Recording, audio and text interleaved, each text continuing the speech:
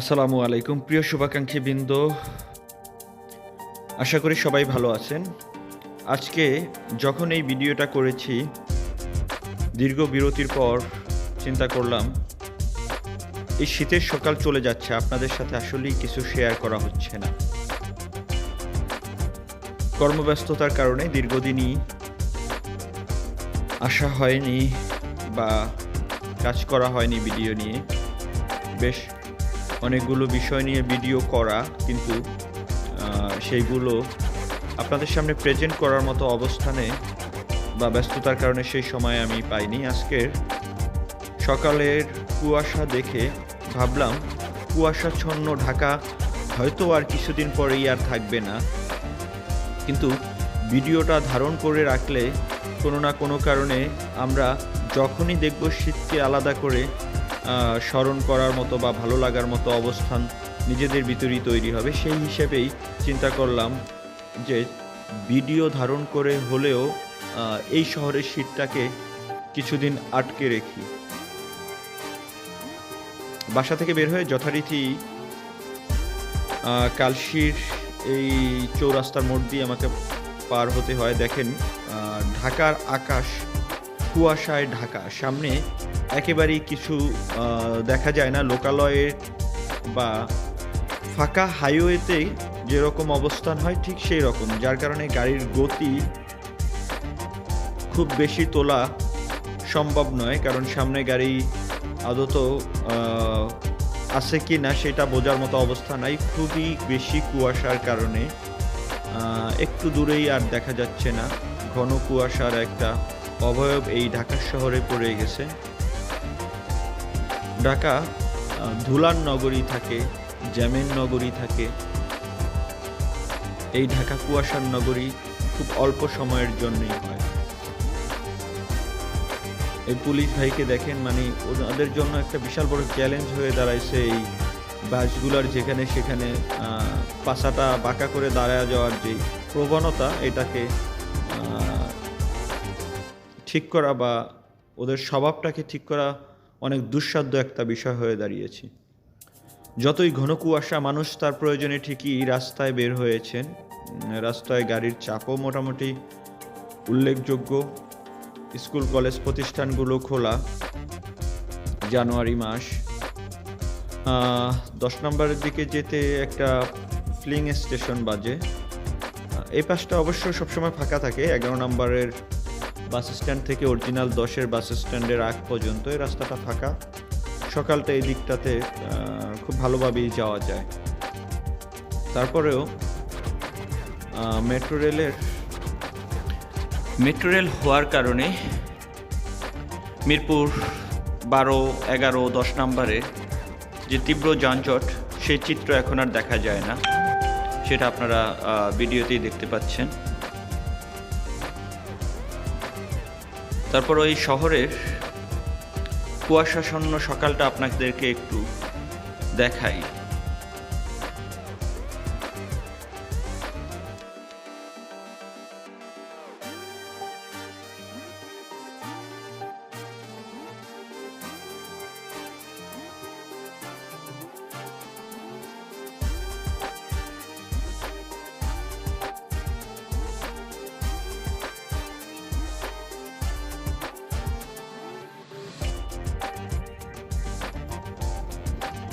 বাইকারদের জন্য একটা বড় সমস্যা এই রাস্তায় পানি দেওয়া। এটা খুবই বিরক্তিকর। জুতা, প্যান্ট এবং ওয়াশ করা। যে বিষয়টা মাত্র ঘটলো, আমার ব্যাগটা আমি বাইকের সামনে রাখি, কিন্তু আজকে রাখা হয়নি ঠিকভাবে। ওই ভাইয়া তুলে দিলেন। উনি অত্যন্ত দ্রুততার সাথে ব্যাগটাকে সামনে নিয়ে আসলেন। এটার ভিতরে আমার ওয়ালেট, মোবাইল ফোনও থাকে। হয়তো অন্য একটা চাকা উঠে গেলে নষ্ট হয়ে যেত।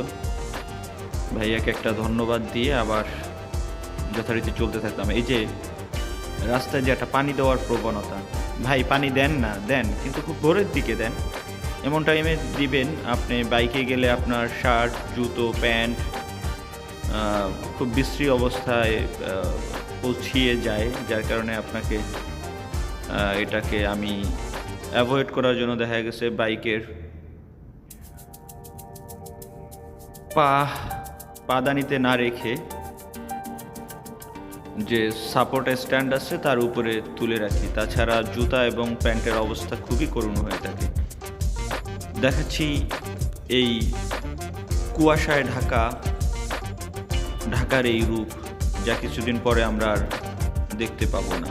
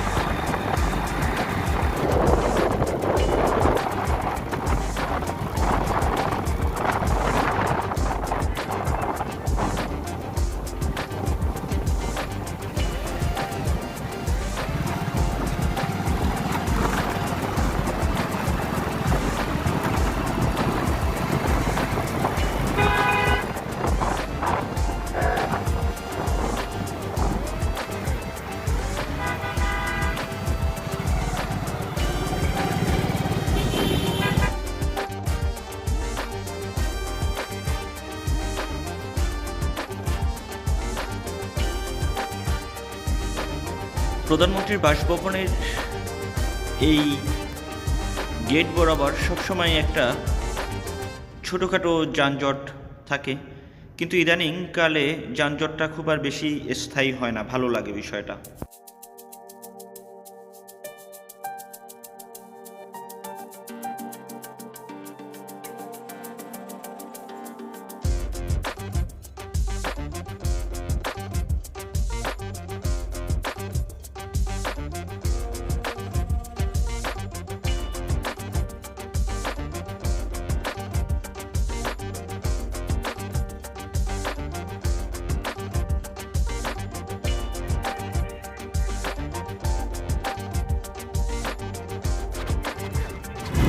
আজকাল আসাদ গেটের তীব্র যানজটও আর চোখে পড়ে না।